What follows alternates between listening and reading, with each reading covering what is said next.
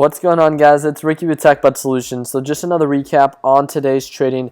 I want to start this recap thanking all the members that participated in today's event or today's trades, especially those in our swing trading and TechBud Solutions main group chat. If you guys don't know what TechBud Solution is, it's a free group you can join. It's a networking group. The link is provided for you down below, and you simply just ask to join through the Facebook group. And if you want to join our group chats, you simply click on whichever link you want to be a part of. You can be part of one or all of them, depending on whichever one best fits your need. So we have mobile investments, technical analysis, pre-market movers, swing trading, and main chat room. And each group chat will give you a breakdown on kind of what the group's purpose is. So let's go ahead and get right into it. I am going to do a little recap on the trades that were traded most likely most often within our group today, and also two that I traded today. So let's start off with DRYS. This one has been moving crazy this week. Obviously, has a lot of attention based on the volume that it's been able to see. Starting at lows of 120 from this week, hitting highs of up to $2.10. Overall, just an amazing volume that this stock has seen. Doesn't mean that it's an amazing stock that you should hold. Definitely not. Let's do simply a 1 month analysis looking at DRYS. Like we said yesterday, it's been seeing a lot of ups and downs, and it usually does not hold. Although it has been holding for a longer period of time than it usually does, it most likely will not hold based on previous trends. Does that mean 100% that it won't? No, but as you guys can see, starting at 170, hitting up to $2 and coming back down to 170, it's not showing really good signs of upward momentum. And based on just what's been going on with DRYS, it's been on consistent upward trends with just random spikes, right? Random volume spikes, which are nice, especially if you can catch them at the bounce. So a good thing that I would suggest with DRYS was make sure that you use your EMA or SMA indicator to be able to indicate that upward momentum, and then ride it, set up a game plan, and then follow with the trailing stop loss or however it is that you want to break it down. But I'm going to do a quick little recap. I did shout this one out with a support at 170 today as the market opened. So overall, I said that the support was around 170 just because of this 2-day analysis that I was able to do. It did have a resistance at $2 initially, although it did go a little bit above $2. So based on just upward trends that DRYS has been seen, it opened right in the green. It originally bounced at 180, so it built a support there, right? So it hit highs of $2, built a support at 180. So what that means is that it was holding above 180, right? So it's showing good signs. And during pre-market hours, right as the market opened, hit nearly 180, and then spiked right up, hit highs of 210 of the day. This was within the first couple of minutes of the market opening. Came back down, built a really nice support around $2, kept going from $2 to 210, continuously doing that. So 5% profit potential within those trades, and it did that a couple of times. Broke below the support and then came right back up. Hit lows of about 190, came back up to nearly 210, so closer to that 10% potential. But as you guys could see, that resistance at 210 was too strong for DRYS to break today, and it nearly broke it a couple of times. There's once, twice, and 3 times, and then just started bleeding down. So like we know, actually one of the members within our group actually talked about this specific trend, and he called this an arm, this its head, and it pretty much gives the stock 3 tries. After 3 tries, if it doesn't break above a resistance, you're most likely going to see a downward trend, which is a very popular trend. So again, it's just using different trends that you can indicate or identify that can lead to more of a successful trade.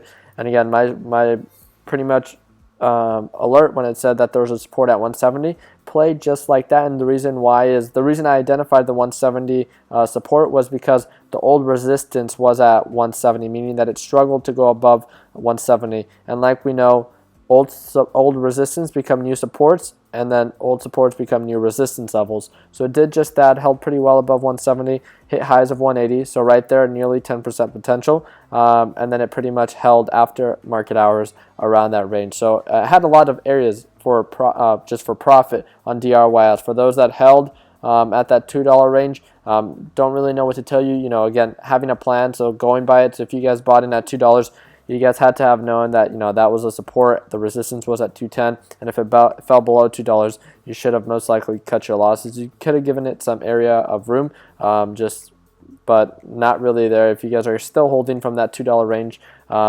it's a matter of you guys setting up a plan. So that's my analysis on DRYS.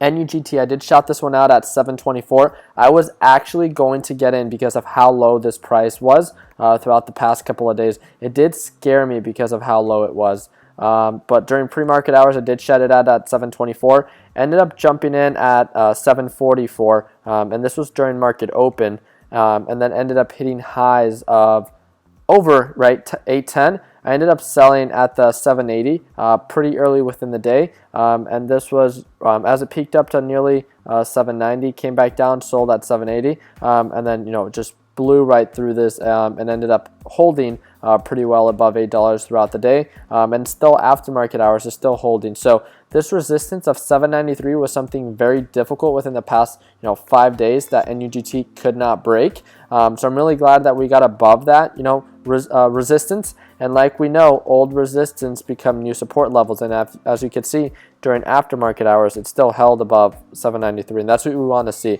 We want to see NUGT to come back up and continue to trade from the $9-10 range and stuff like that. So it's all about identifying old resistance and new support levels and setting up a game plan. So for the next couple of days, as long as it continues to hold above that 793, a better trade would be around 793 to possibly once it breaks above 810, maybe we can see it just start trading around the 810 to like 880 range as it did before. But if not, then if it breaks below 793, then we're going to see more of a downward trend, and then that's when we can catch it at these lower support levels of 724 or 744 or 760, depending on which level it falls under. So I was able to make $140 with my trade. Again, nothing crazy, but it's one that within these past couple of days, if I really dedicated my time to buy in every single time at the support that we were able to identify at 740 for the yesterday, or today at 724, or the last couple of days at 760, and write it up at that sell point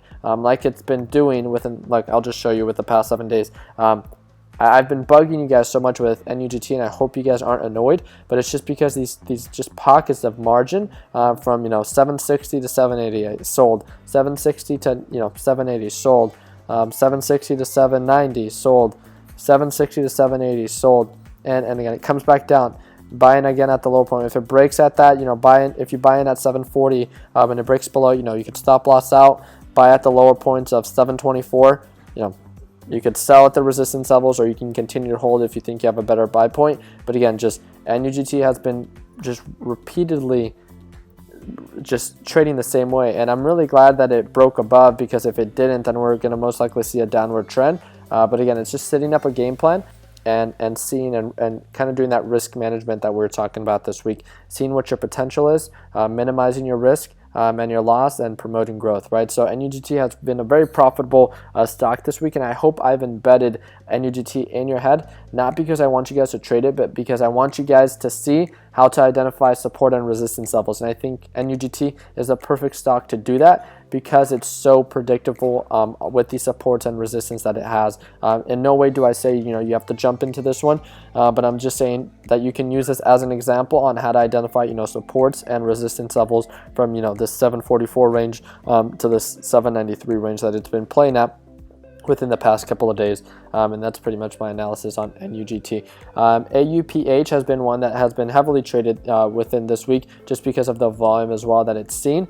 So starting, has seen like a huge amount of growth from $5 nearly to almost $9, almost 100% profit just within 1 week, and being able to see that growth starting at $4. So yeah, definitely within 10 days, now above $8. So obviously it's been seeing a lot of growth. You want to make sure that this growth is for the right reason, that you might want to take a look at the news and making sure that it backs it up, and it's not just part of a pump and dump and then have to write it all the way down. So again, set up a game plan, see where the resistance is, if you can identify the resistance, and identify the support and the resistance levels. So like it's kind of been playing out, I'm going to change the frequency so you could see it. So an old resistance was here at 811, and how it played out today, it broke that resistance, made a new resistance at 856, bounced at the support. So again, a good buy point during this lower points, and then being able to write it up again, good sell point 856, write it back down, good buy point 811, again same support,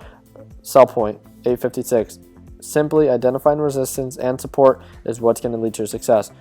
In no way do I want you to mimic any trade, but I want you guys to learn how to analyze these stocks, identify the support and the resistance. Like if you didn't catch it the first time on the resistance or the support as it first popped in, don't worry about it. Be patient. Let it play out again. You don't have to buy at that same exact 811, because like those that rode it all the way down could have stop lossed out. Buy when these EMA lines show upward momentum, so showing the upward trend. Go back when once it breaks above 811 and see what can happen, right?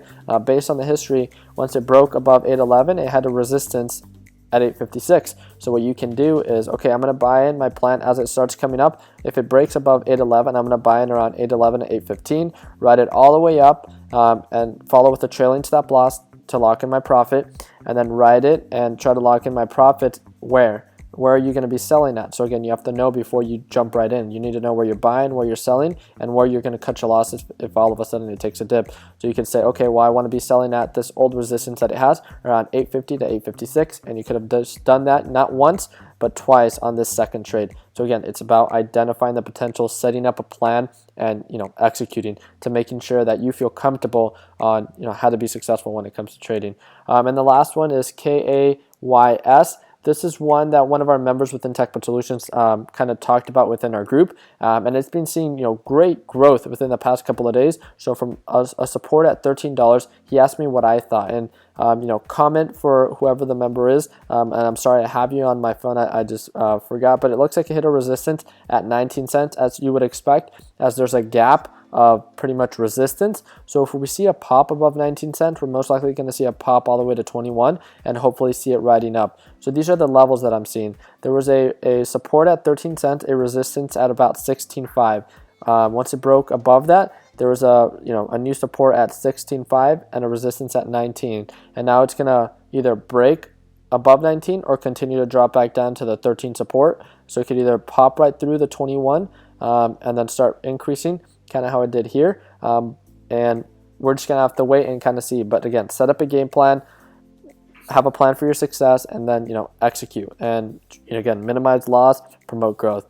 And FNCX, I do want to talk about this one very quickly on why I see so much potential with this one. And again, in no way am I saying that you should buy the stock, but I want you guys to analyze and see if you guys see what I see. So with FNCX, it came from a highs of 130. It was on a downward trend, built a support at around 80 cents. It did hit lows of 75 cents as it's doing right now, and then it started seeing upward momentum. So once you guys can see that it's showing an upward trend, then you can see, oh my god, like look, it's actually repeating the previous trend that it did. It came down, built a support, hit lows of 75 cents, which it has, or 76, and then it starts to go up. It's breaking that 80 resistance, starts climbing up, breaks above 85, breaks above 90, 95, and then once it pops through that $1, it had that huge surge all the way up to $1.20, and then came back down. So what could be a good plan? Once you start to indicate that upward momentum, then you can decide, if you identify that potential, to jump in and then ride it up as it has done in the past. If not, then if it goes below 75 cents, you can stop loss out. So I'm just saying it's at 76 cents. I did buy a little bit more to average out my share from 88 cents. But again, I'm not too worried. This one's one that I'm going in long, and I didn't risk a lot just because it is a true penny stock, but I just wanted to see what I can do with FNCX. And that's pretty much it, guys. I do want to thank you guys all for tuning in, and if you guys haven't done so already, feel free to take a look at the YouTube channel. I do have a series of helpful videos to give you guys a better understanding on how to trade penny stocks and what it takes when it comes to investing. So I hope you guys found this video helpful, and these series of videos, it's kind of just, I want to direct those that are here for investing to make sure and make you guys aware that I have these videos for you guys. And if you guys can, we'd really appreciate your guys' like and support. So if you guys can subscribe, we'd greatly appreciate that as well. I hope you guys have an amazing week, and hopefully you guys ended the week on a green note. We'll see you guys for our weekly Sunday stock talk, and let's make sure that we continue ending the year on a green note. Take care, guys. Baby, don't you let it go to waste.